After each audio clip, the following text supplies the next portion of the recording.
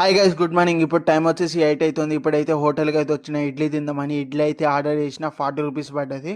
ఇప్పుడు వీడికి ఎందుకు వచ్చినా అంటే మా తమ్మునికి అండర్ 14 సెలెక్షన్ ఉంది క్రికెట్, అందుకే వచ్చిన. ఇప్పుడు తినేసి గ్రౌండ్కి అయితే వెళ్ళిపోదాం.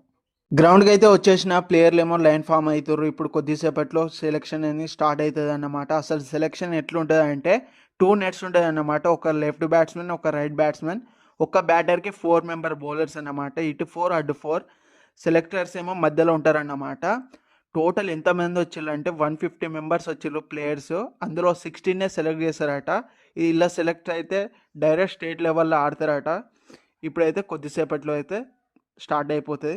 సెలెక్షన్ అయితే స్టార్ట్ అయిపోయింది అనమాట. వైట్ టీ షర్ట్ అవుపడుతుండు కదా, వాడే మా తమ్ముడు అన్నమాట. వాని యాక్షన్ ఎట్లుంటుంది అంటే బూమ్రా యాక్షన్ లెక్కనే ఉంటుంది. నాకు కూడా కొంచెం టెన్షన్ ఉన్నాయి, ఎట్లా వేస్తాడు అసలు, ఎట్లా వేస్తాడు అని నేను కూడా లీగర్గా వెయిట్ చేస్తున్నా. చూద్దాం.